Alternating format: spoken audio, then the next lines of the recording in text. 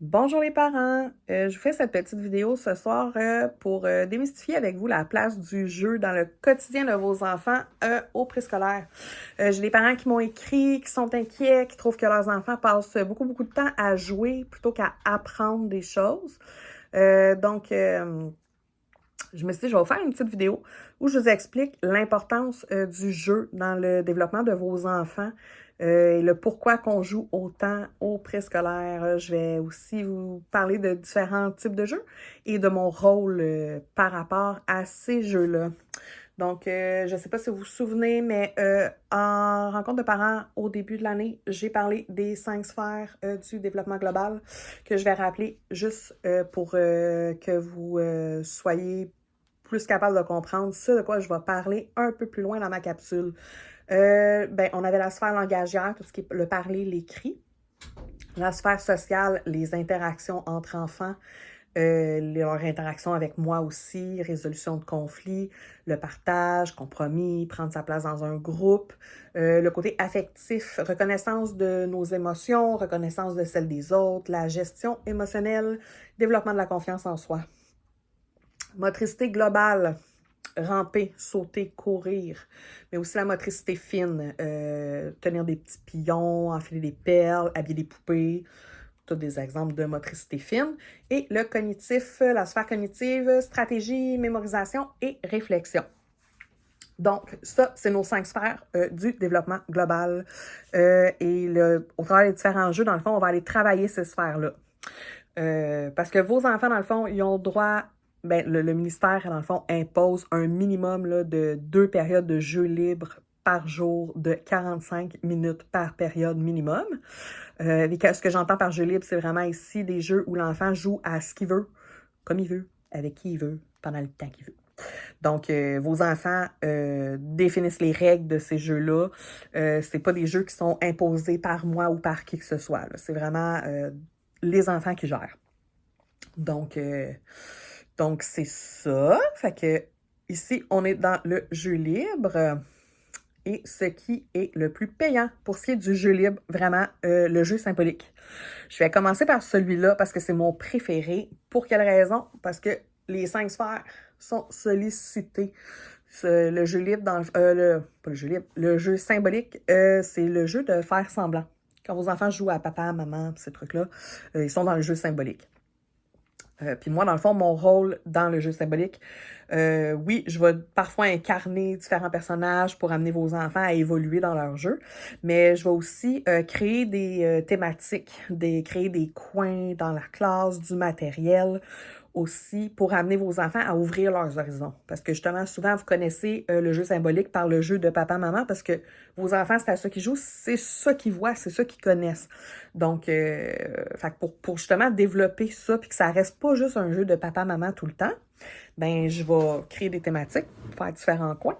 Puis également, des fois, m'introduire dans le jeu. Lorsque je vois, par exemple, que le jeu stagne, que c'est toujours les mêmes 3 élèves, par exemple, qui jouent à papa, maman, bébé, et que c'est toujours le même élève qui fait le bébé, et qu'à tous les jours, c'est la même routine, on amène bébé à la garderie et on va travailler, par exemple. C'est ça. Fait que là, ça, c'est un jeu que je vois qui stagne. Fait que là, je vais trouver une façon de le développer. Par exemple, je pourrais m'introduire dans le jeu déguisé en grand-mère avec un châle de laine et un bonnet. Et là, arriver là en disant « Oh, bonjour mes petits-enfants, je suis tellement contente de vous voir. Mais là, j'ai un problème, il faut que j'aille au marché, mais j'ai très mal aux jambes et je suis très fatiguée. » Alors là, les parents dans le jeu vont habiller les enfants, les mettre dans les poussettes, vont habiller les poupées. OK, il faut aller au marché. Un des enfants pourrait décider, mettons, de dresser la liste de ce que j'ai besoin. Ils savent pas nécessairement écrire. Il y en a qui sont un peu plus développés là, pour ce qui est de la conscience phonologique, puis ils vont être capables d'écrire au son. Mais sinon, ils vont dessiner ce dont ils ont besoin au marché et ils vont partir au marché me chercher ce dont j'ai besoin. Donc là, je viens d'élargir, dans le fond, leur jeu. Ce qui va arriver souvent, c'est que par la suite, ils vont réinvestir ça dans les jours qui suivent quand ils vont aller jouer à papa-maman. Ils vont toujours avoir besoin d'aller à l'épicerie. Ou même, ils vont quitter le jeu de papa-maman pour commencer à jouer au marché et avoir le rôle de caissière, de client, etc. Donc, c'est mon rôle dans le jeu symbolique. Puis c'est ça. Fait que c'est de cette façon-là, dans le fond, que j'arrive à faire comme maturer le jeu de vos enfants. Les enfants, dans le fond, ils sont pas... Comment je dirais ça? Ouais, je leur impose pas. Quand je fais ça, puis que je m'insère dans leur jeu comme ça, je leur impose rien. Parce que je veux rester dans le jeu libre. Mais, dans le fond, c'est ça. Discrètement, sans trop qu'ils s'en rendent compte, je vais comme changer leur jeu. Et ça fonctionne super bien. C'est vraiment payant. Fait que sinon, ben, outre le jeu symbolique qui, justement, est le meilleur jeu du monde, il y a différents types de jeux là, qu'il y a dans la classe. Par exemple, les jeux de règles, qui sont, exemple, les jeux de société, les jeux de cartes, les jeux de mémoire. On semble s'éloigner un peu du jeu libre, par contre, vu qu'il y a des règles. Mais parfois, les enfants en inventent, fait que finalement, ça devient encore du jeu libre. Là. Mais sinon, ça reste que c'est des jeux qui vont vraiment aller travailler le socio-affectif, apprendre à être un bon gagnant, à être un bon perdant, le cognitif selon les différentes stratégies qu'il faut utiliser dans le jeu. La motricité fine également, manipuler des pions, des dés, tenir des cartes. Fait que ça va travailler ça. Puis moi, dans le fond, je peux expliquer le fonctionnement du jeu, je peux y jouer avec des enfants. Parfois, je vais même entraîner un enfant en jouant et en l'aidant, en le laissant gagner de temps à autre aussi pour développer son sentiment d'efficacité personnelle. Puis je peux aussi avoir le rôle d'arbitre, là, si jamais j'ai des petits coquins qui ont tendance à tricher, je peux avoir ce rôle-là également. On a aussi le jeu turbulent, classique, jeu de bataille. Bon, ça c'est sûr que moi, mon rôle là-dedans, c'est vraiment d'encadrer là, pour éviter les débordements. Ils ont un coin dans la classe qui est vraiment fait pour ça, qu'il n'y a pas de danger de blessure, qu'il n'y a pas d'objet qui pourrait s'avérer être dangereux. Puis c'est un jeu, dans le fond, qui c'est ça, c'est très encadré. Donc, ça apprend aux enfants à respecter certaines limites. Mais aussi, c'est vraiment bon du côté socio-affectif.